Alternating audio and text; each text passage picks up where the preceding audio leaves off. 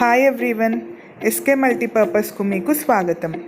Cinema theatre, మల్టీప్లెక్స్లలో ఇంటర్వెల్లో దొరికేటటువంటి పాప్కార్న్ని మనం వందలు ఖర్చు పెట్టి కొంటాం కదండి.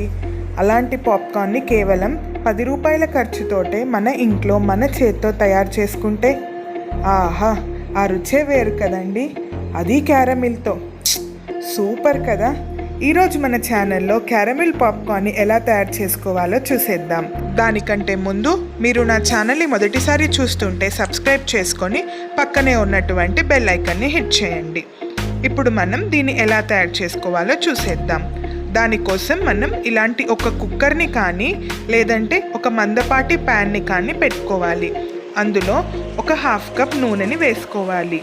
నూనె వేడైన తర్వాత ఇందులోకి మనం 1 కప్ పాప్కార్న్ గింజలని వేసుకోవాలి.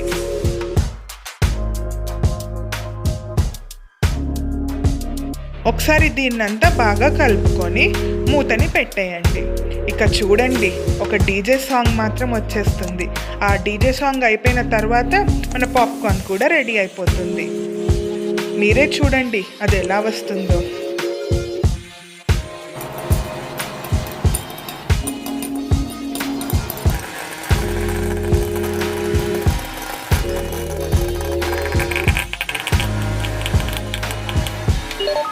ఇప్పుడు మనం దీనిపైన మూత తీసి చూస్తే మన పాప్కార్న్ రెడీ అయిపోయింది. ఇది బేసిక్ పాప్కార్న్ అండి. దీంతోటే మనం క్యారమిల్ పాప్కార్న్ని తయారు చేస్తాం. ఇప్పుడు మనం దీన్ని ఒక బౌల్లోకి తీసుకొని పక్కన పెట్టుకుందాం.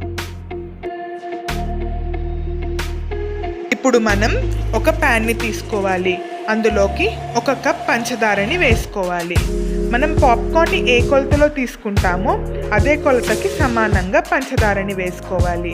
ఇప్పుడు ఇందులోకి ఒక 1/2 కప్ నీటిని పోసుకొని ఈ మిశ్రమాన్నంతా ఒకసారి బాగా కలుపుకోవాలి.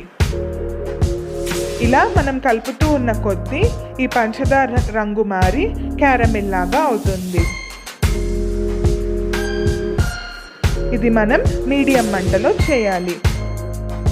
చూశారు కదా, ఈ విధంగా పంచదార అంతా రంగు మారి క్యారమిల్ లాగా అవుతుంది.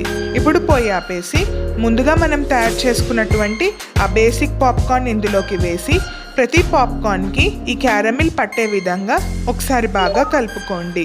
ఎంతో రుచికరమైనటువంటి క్యారమిల్ పాప్కార్న్ రెడీ అయిపోయింది.